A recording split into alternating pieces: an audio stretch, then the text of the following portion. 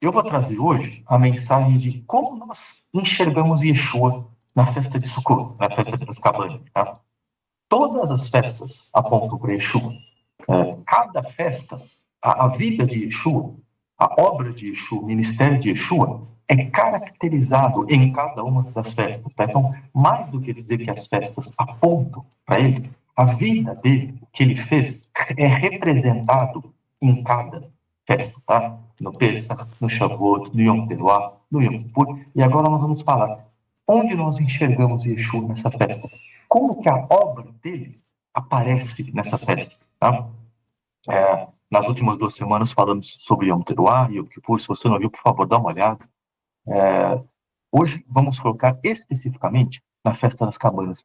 E como que Yeshua se mostra nessa festa das cabanas. Como nós conseguimos enxergá-lo de forma tão clara e tão íntima nessa festa, na festa das cabanas. Tá?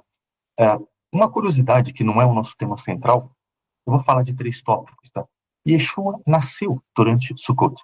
Então, a Bíblia não relata a data de nascimento de ninguém. Ninguém. Nem de Abraão, nem de Moisés, nem de Salomão, nem de David, nem de Yeshua e nem de qualquer outro mestre. Tá? Não estou querendo comparar os outros com Yeshua, não é isso. Mas a Bíblia não relata a data de nascimento de ninguém.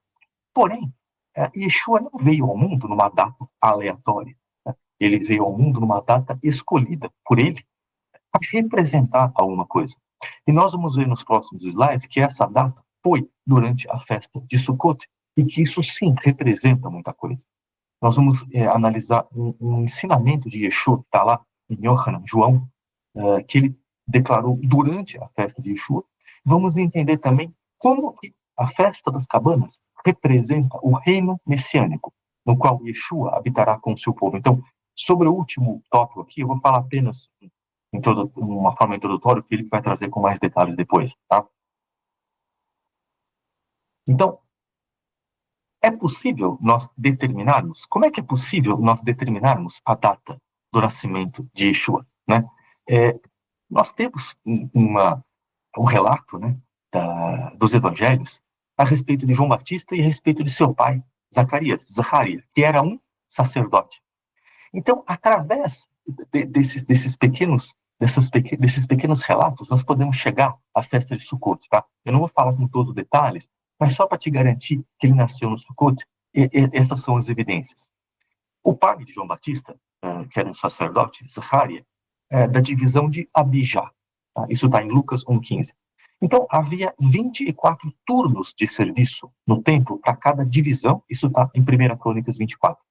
Sendo o de Abijá o 8º turno. Tá? O início dos turnos acontecia no mês de Nissan. Nas festas, todos os sacerdotes serviam, porque nas festas era muito trabalho. Então, em Pesach, em Shavuot, no Sukkot, tudo aquilo que envolvia serviço no tabernáculo, inclusive em Yom Teruah, todos os sacerdotes serviam. O início dos turnos acontece, tudo bem, contando 9 semanas a partir de Nissan, chegamos a junho, mês em que Elisheva engravida e Zacarias fica mudo, ao ser visitado por um anjo enquanto acendia o incenso. Então, ele como sacerdote, Zacarias, ele tinha a função de acender o incenso naquele dia. Então, a tarefa que foi dada para ele era acender o incenso. Naquele momento, ele foi visitado por um anjo. Ele ficou mudo porque ele não acreditou que pudesse ser pai. Ok? 6 meses depois daquilo, acontece a concepção de Yeshua, porque João Batista, ele é 6 meses mais velho do que Yeshua. Então, 6 meses depois dessa data, existe a concepção, não estou falando de nascimento, a concepção de Yeshua, que seria em dezembro. E seu nascimento, por volta de setembro. Tá? Então, fazendo alguns cálculos um pouco mais detalhados, nós não vamos entrar nisso agora, é possível a gente estabelecer que ele nasceu durante a festa de Sukkot. Tá? Daquele ano, ele nasceu durante a festa de Sukkot. Isso não é por acaso, ok? Isso tem um significado espiritual muito forte e essa festa aponta para o ministério dele de uma forma fortíssima, ok? Sukkot, a festa das cabanas, ou, em algumas traduções, festa dos tabernáculos. A palavra Sukkot ela quer dizer, em hebraico, cabana ou tenda, ok? Algumas traduções em português usam tabernáculos, mas a gente não pode confundir com o... não quer dizer que a festa ocorre no tabernáculo ou no Mishkan, ok? É uma festa onde cada um tem a sua Sukkot, cada família tem a sua Sukkah, perdão. Cada família tem a sua Sukkah. Olha o que diz Yohanan 1,14, falando sobre Yeshua. A palavra tornou-se carne e essa palavra em grego aqui significa tabernáculo. Eu não sei nem se existe essa palavra em português, eu estou aportuguesando essa palavra. Significa estendeu o seu tabernáculo entre nós. Habitou, mas não só habitou. Ele habitou no sentido de por ser um tabernáculo móvel, ser uma representação de um tabernáculo divino. E Yohanan diz, vimos a sua glória, glória como do unigênito vindo do Pai, cheio de graça e de verdade. Em Apocalipse 7,15, diz assim, por isso eles estão diante do trono de Deus e o servem dia e noite em seu santuário. E aquele que está sentado no trono, Yeshua, estenderá sobre eles o seu tabernáculo. A mesma palavra em grego. Tá? Então, a mesma palavra em grego que Yohanan usou para dizer que Yeshua habitou sobre nós, é a mesma palavra que o mesmo João usou em Apocalipse para dizer que Yeshua, a partir do seu trono, estende o seu tabernáculo sobre nós. Tá? Então, de onde vem tudo isso? Por que Yohanan usou esta palavra? Por que esta palavra de estender o seu tabernáculo? Se você olhar em qualquer lexicon de grego, você vai ver que esse estendeu o tabernáculo aparece também em outros lugares, tá? No sentido de habitar, ser como um tabernáculo. Eu não quis colocar todos aqui para não ficar muito cansativo, mas o site do Bible Hub, por exemplo, é um exemplo que explica o significado em grego dessa palavra, em todos os detalhes, ok? Em Êxodo 25:9, na Bíblia cristã, é o verso 8, não é o verso 9, Deus dá ordem para Moisés, para que Moisés dê ordem para o povo construir um tabernáculo. Então, o que ele diz? E me farão um santuário para que eu possa habitar. Tá? Shahanti. Verbo shahan. Habitar. Quer dizer, Deus não podia... Por que Deus escolheu, por que Deus precisou, vamos dizer assim, de um santuário? Por que ele precisou de um tabernáculo para habitar no meio do povo? Porque havia pecado. E Deus não pode habitar de forma plena. A Shekinah, o que havia no tabernáculo, não é somente a presença de Deus. O Espírito de Deus está no universo inteiro. Independente de ter pecado ou não ter pecado, o Espírito Santo habita no universo inteiro. O universo foi criado a partir de Deus. Okay? Então, o universo não é maior do que Deus. Deus é maior que o universo. O universo foi criado a partir dele.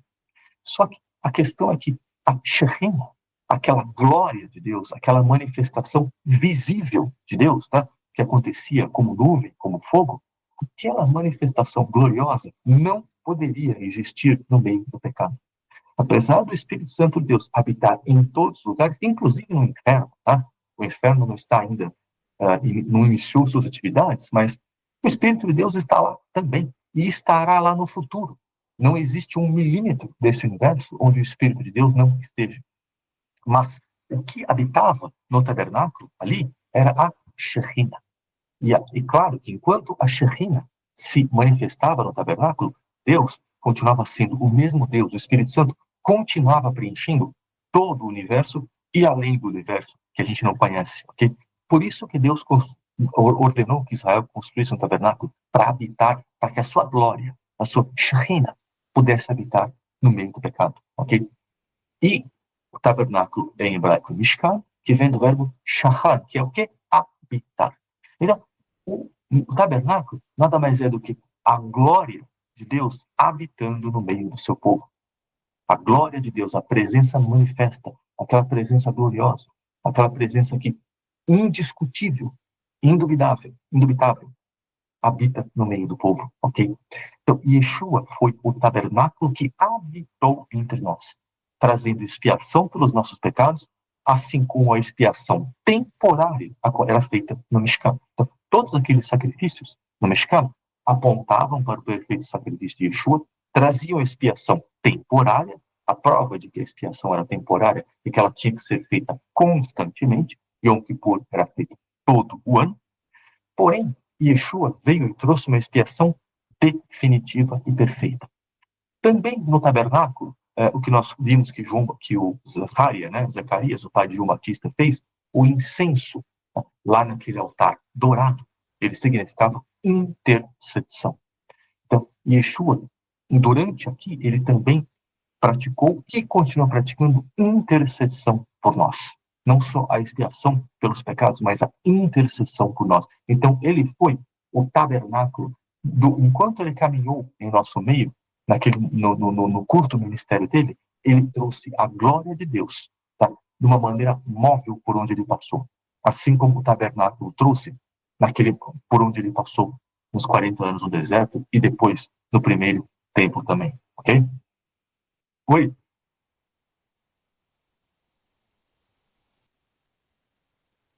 E, Rafa, eu não coloquei isso aqui na apresentação, tá, joia?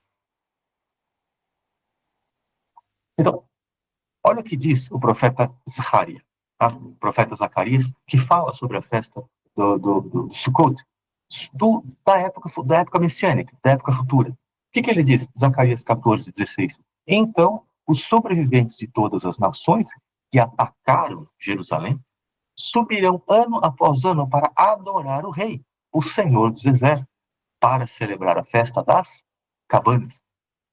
Isso aqui é após o julgamento. A festa das cabanas aqui representa o milênio messiânico, no qual Yeshua habitará com seu povo após o julgamento.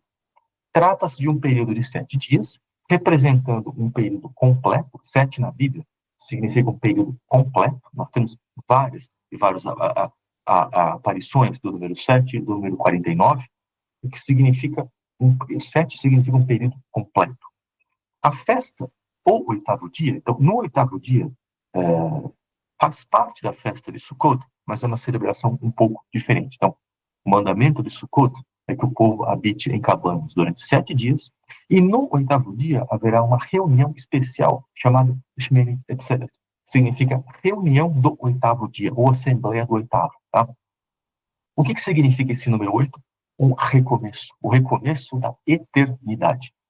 Então, logo após o fim da festa de Sukkot, esse Shmini Atzeret significa a eternidade, quando novos céus e novas terras, novos céus e nova terra serão criados, tá? Conforme diz Isaías e também Apocalipse.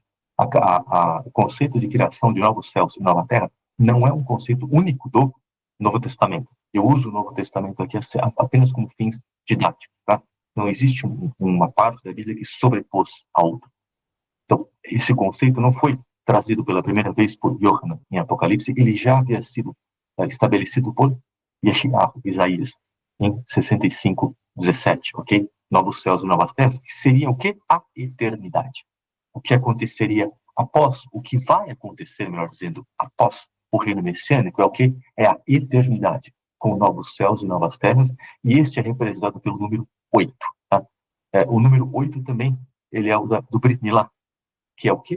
Vida eterna. Não pela circuncisão, mas pela vida com Deus, ok? O 8 na Bíblia, ele sempre significa o que vem depois. A semana se acaba com 7 dias, né? E o que vem depois. Então, o número 8 na Bíblia é o significado do eterno.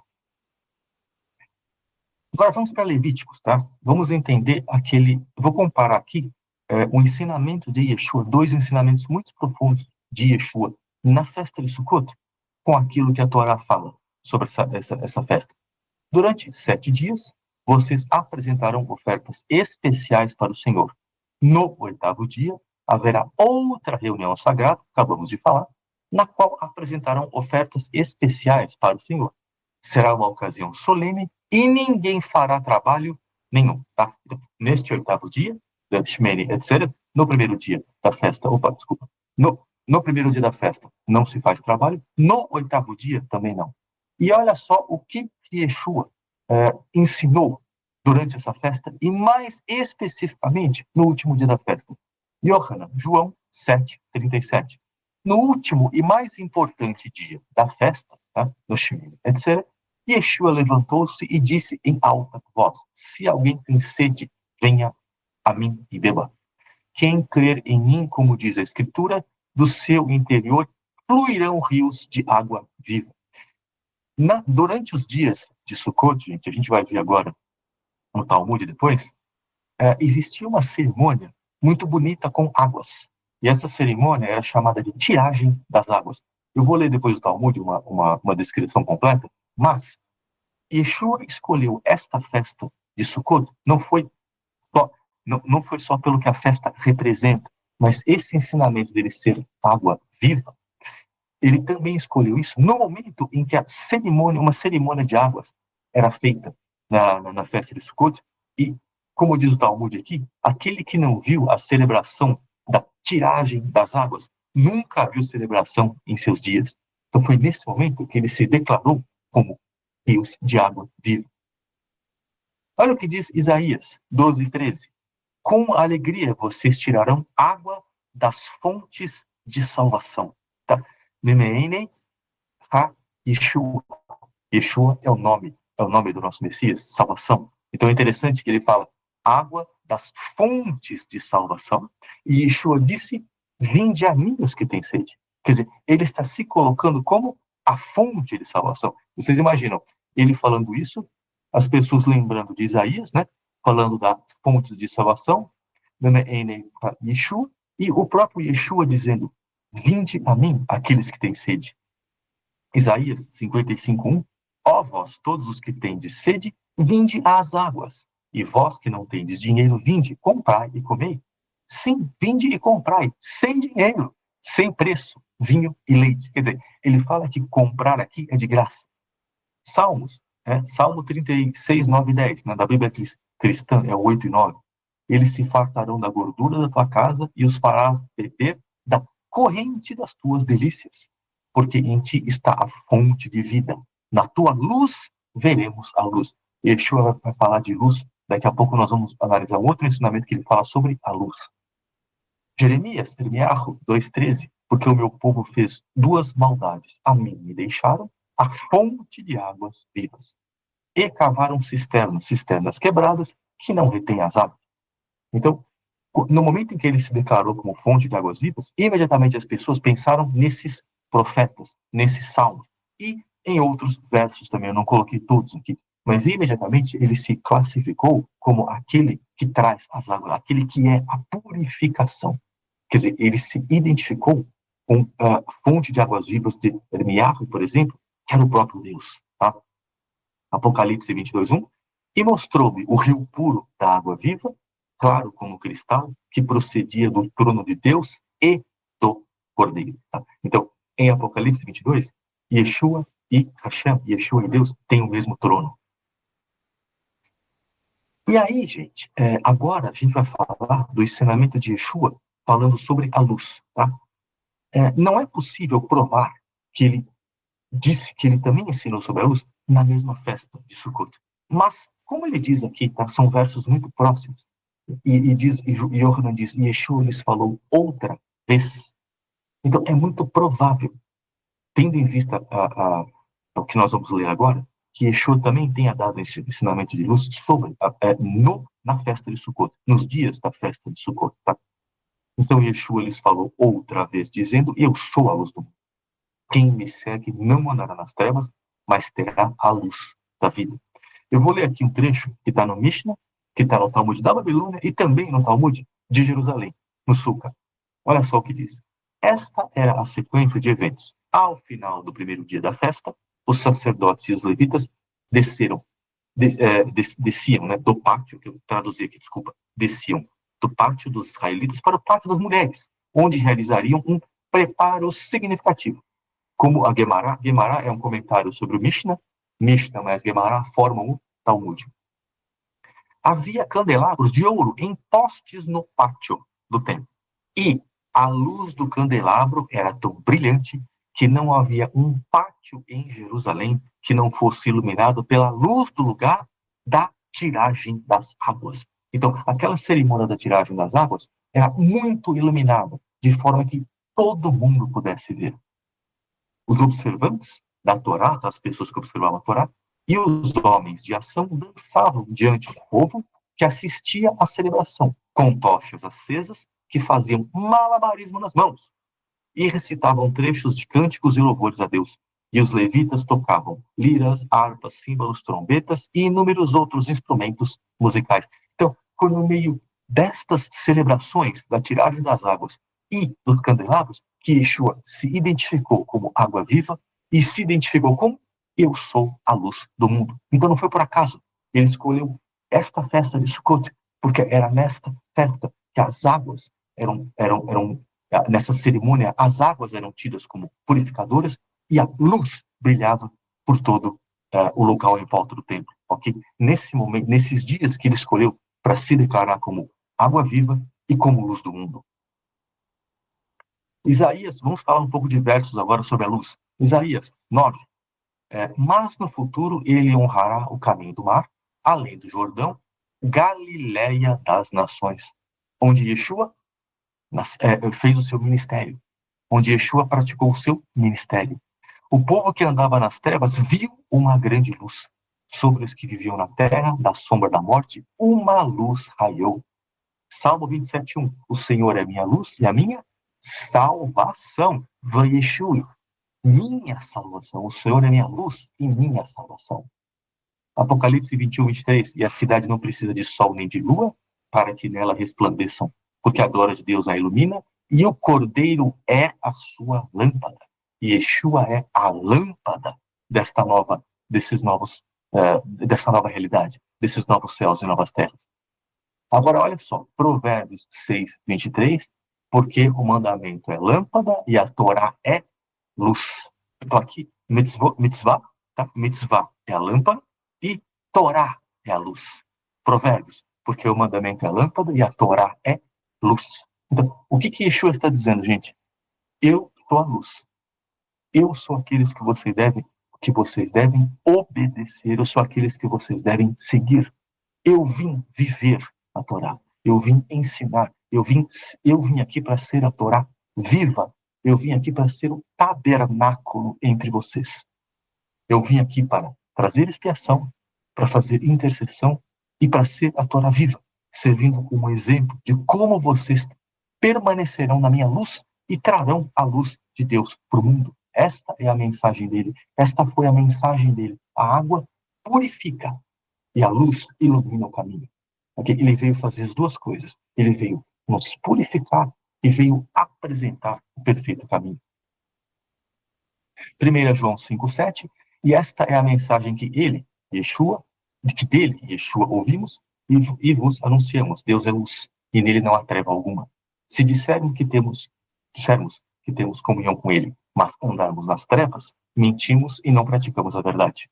Mas se andarmos na luz, como ele na luz está, mantemos a comunhão uns com os outros, e o sangue de Yeshua, seu filho, nos purifica de todo o pecado. Andar na luz da Torá, andar na luz de Yeshua. Não existe diferença. Andar na luz da Torá significa andar na luz de Yeshua. Conclusão. A festa de Sukkot mostra como Yeshua voltará para eternamente morar conosco. E todos verão a sua luz e seguirão a sua Torá, que será ensinada de Sião para todo mundo. João 14:15. Se vocês me amam, guardarão os meus mandamentos. João 15:10. Se guardardes os meus mandamentos, permanecereis no meu amor. Assim como eu guardei os mandamentos do meu Pai, permaneço no seu amor. Gente, não é uma contradição isso, tá? Ele está dizendo que quem ama mantém os mandamentos. E quem permanece cumprindo os mandamentos se mantém no amor de Deus. Ok? E esta é a mensagem. E eu queria concluir aqui, nessa época, uma mensagem rápida aqui, gente. Yeshua cumpriu toda a Torá aplicável a ele. Era um homem solteiro, não levita. Só que nós não enxergamos, tá? No Novo Testamento, nas Escrituras Apostólicas, Yeshua falando de halachá. Como cumprir cada mandamento? Tá? Certamente, ao discutir com seus discípulos, né, nos anos que ele passou aqui, certamente ele explicou mandamento por mandamento. Certamente ele falou com seus discípulos muito sobre o que deve, o que não deve ser feito no Shabat, como cumprir as festas, como se comportar no Yom Kippur. Mas não existe ensinamento por escrito a respeito de Yeshua mostrando como seguir cada mandamento. Eu estou dizendo isso pelo seguinte: Yeshua se preocupou em nos dar o princípio. Os princípios através dos quais nós devemos cumprir os mandamentos. Amar a Deus e amar ao próximo.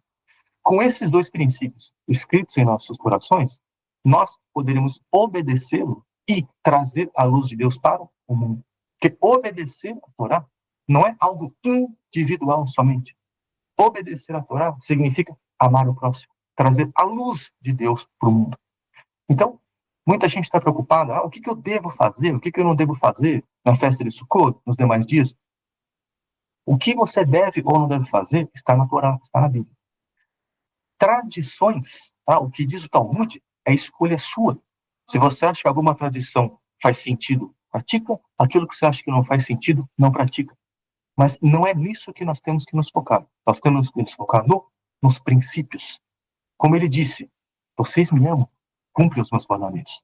É o princípio que nós temos que nos preocupar em seguir, tá? Não é exatamente, olha, eu posso olhar no espelho no Yom Kippur, ou eu posso escovar os dentes no Yom Kippur, eu posso amarrar um cadarço no meu sapato no Shabbat. Isso não é importante. Yeshua se preocupou com os princípios para que nós possamos primeiro sermos transformados, para depois podermos trazer a luz de Deus para o mundo. Então, essa é a mensagem final que eu queria deixar. Obrigado mais uma vez, Ralf.